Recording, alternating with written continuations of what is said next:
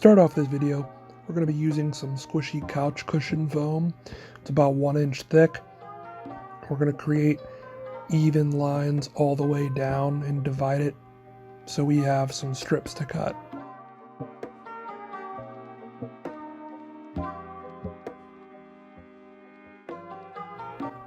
Once you cut your pieces out, you can orient them however you'd like. What I'm going to be doing is this. You could do this, but I'm going to be putting them 3 together and then 1 on its side and making it a box type situation.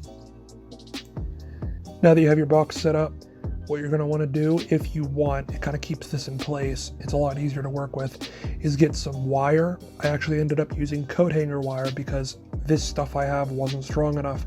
I had gotten a light gauge and ended up twisting it, and it just wasn't strong enough. So do what I'm doing here, just use a coat hanger wire instead. We're using hot glue to glue our wire in between our foam. Once that is done, you have your relative puppet shape. Now you have to actually create the one you want. Using scissors, we're going to cut the corners off of this box and make more of an organic circle shape. It's kind of confusing because any symbiote can be any shape. So if you want like bulges or whatnot, you can add them or leave them or distort them however you want, because like I said, symbiotes can be any shape. So this is where your creativity really comes into play. You can make it as thick as you want or as thin as you want. We make it more of a snake. We then end up using a knife, which it's this yellow knife with an extendable blade, which you can extend as long as you want, as long as you have the blades to chip off. And we actually ended up carving more.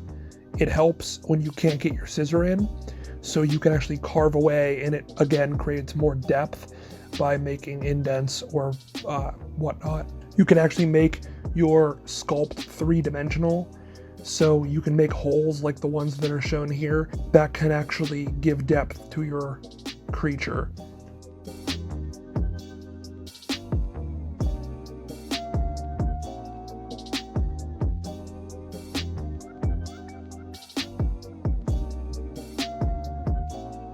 To make the head, we created a simple sketch using the size of the neck that is already available to us. We just extended off on how big we wanted the head to be and created a design, like a teeth design, how big we want the mouth to open up, the eye placement, stuff like that. And then there is part A and part B, and we put the tongue in there to try to represent how we want it to look in the end. But you're going to be making 2 parts, part A and part B, and the bottom will connect and then the top will connect, and I'll show you how that happens in a minute. So then once you cut out that one head, you have to take it and then draw it again, and then you leave it connected when you draw it, and then you flip it. So this way it creates a 3D object. Just keep watching the video if it is confusing. It was a bit tricky to come up with the process, but it's a lot like making a hand puppet. You need it 3D in like a circle type shape. So if you do this and then you do exactly as I'm doing here, you connect the edges right at the bottom like that, and then you continue drawing. When you cut it out, it'll create a 3D object once placed together along the seam.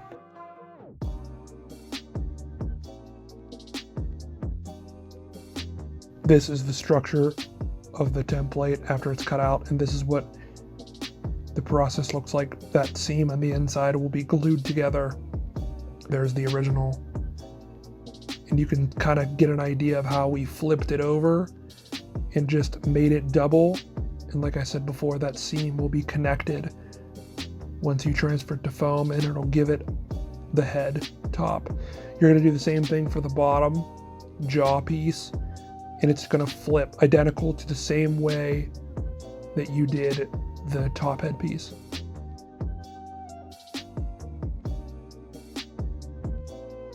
Now you can take your foam, the same type that we were using before, and you can place out your head shapes. You got your jaw shape. Like I said, it's the same process as making the head. Got to place it out. and draw them. Because we are making 2 symbiotes, we have 4 templates. So we are cutting them out with a scissor. You can use a knife if you want, but I feel like it gets more 90-degree angles with scissors, and the knife kind of leaves it all crooked. Once both foam pieces are cut out, there's an example of what they both look like. You're going to actually end up having to glue it together, and it'll look somewhat like that. I actually ended up using hot glue, and hot glue is really tricky when it comes to this stuff because this stuff is an insulator and it traps heat. So you need to be really careful and not let go, because then the heat, it won't dry, is what I'm trying to say. So you need to hold it there for quite some time, and it gets tricky because the edges don't go on. So after you get the top of the head done, then you have to glue the jaw together in the same exact fashion, and this is what it starts to look like. The head is starting to come together. Once your head is all glued together with your hot glue, you need to bend the wire down enough so that the head can sit right on top of it. And if you did it right, the wire should be on top of the neck, so then again it can connect right to the head. We're actually going to glue the wire in place as well as the neck right to the head. It should be a pretty decent fit if you made the template to scale.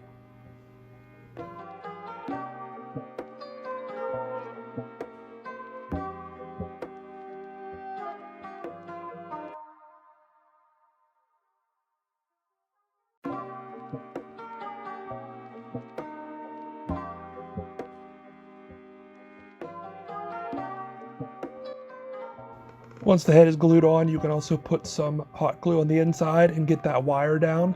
This will also support the head and connect it to the neck even more.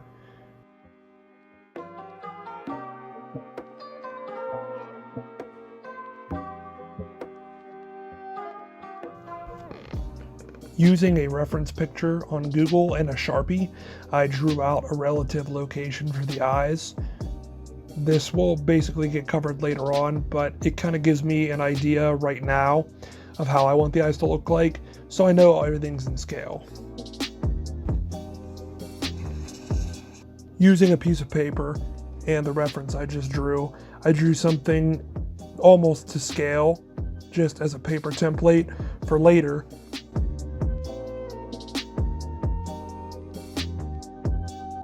If you wanted to, you could even add more detail by making strands coming off of the symbiote's body in any direction you want, just by taking scrap foam strips and gluing them in any orientation.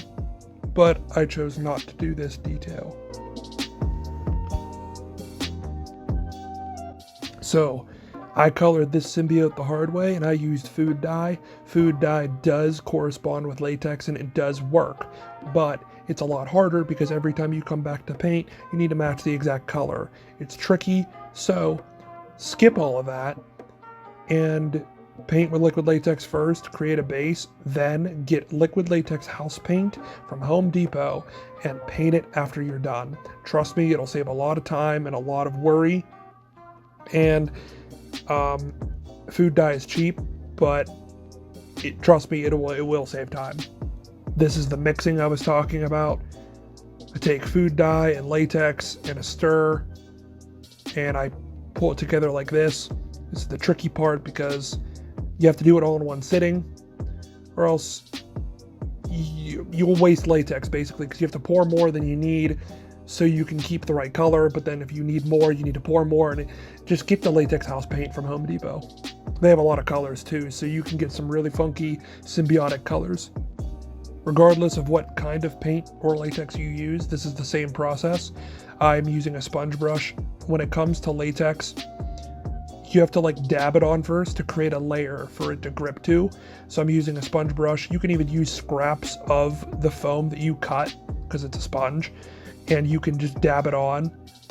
And you have to start light, because if you just glob it on, it won't really have anything to stick to. It has to absorb into the foam.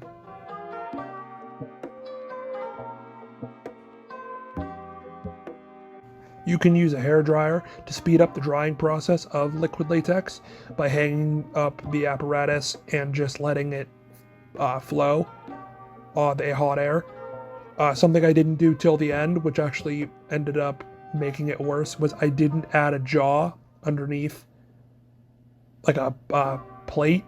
Do that before you start painting, or else the paint won't be even. Also, be sure to get the inside of the mouth. This is also a tricky spot. Kind of takes some getting used to getting around the latex. Yeah, did I say not to use Sharpie? Because don't. It leaves heavy marks that need a lot of latex to cover up and a lot of color. So if there's some other marker or just no marker at all, and always use paper templates and just match them up that way. Don't write on your thing. There's giant writing on the side of Carnage that was tricky to cover up.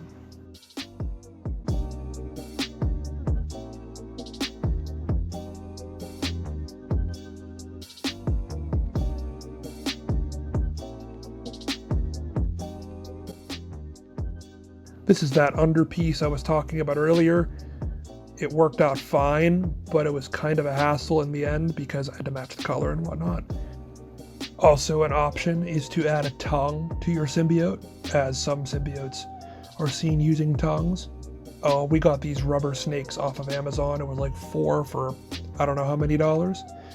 But they are flexible and they look like tongues, so we can cut them at our desired length and glue them into the mouth. You are probably going to want to do it before you add the teeth. So if you want a tongue, add it first.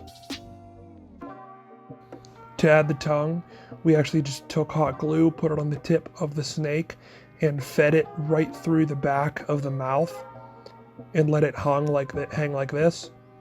You're going to want to paint it first though, and this also comes to using the Home Depot latex paint, because you can get straight up black rather than mixing black with latex itself, black food dye.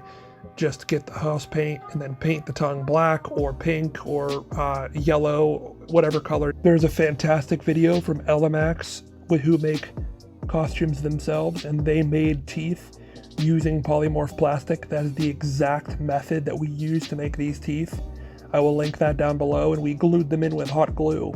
Using puff paint, I used the template. That way I laid out for the eyes. I laid the eye down on the matte latex piece, and I drew around it. I filled in the gap, as well as using black puff paint.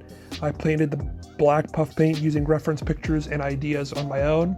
I created this webbing sort of thing going all along his back. Puff paint takes a long time to dry, so you need to be really, really careful that it does not run, because if it runs, then your whole project might be ruined, and then it might dry to itself. So I would do one project at a time, whether it's the black around the mouth as well as the teeth or the eyes, and the black on the body as well. Then you can leave it hanging up to dry, and then you are done.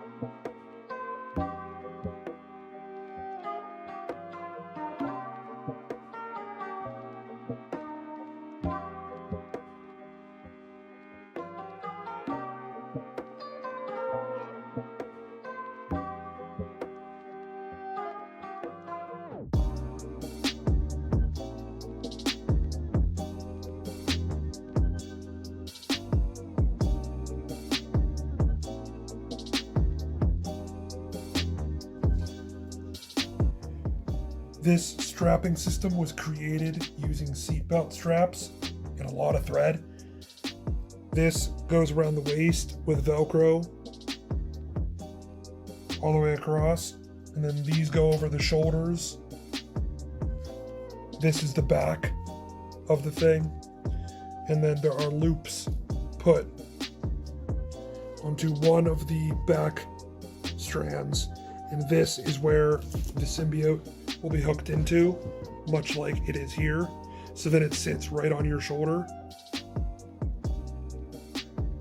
Tell me when you're filming. I'm filming, just turn. This is the same strap. It goes right along the pec line on the body. Shoulder strap comes around. There's that crisscross on the back for support. Comes to the shoulder strap all the way back down.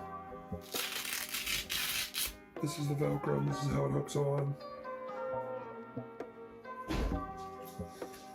Much like you see in the next couple pictures, this is how it looks in the final product.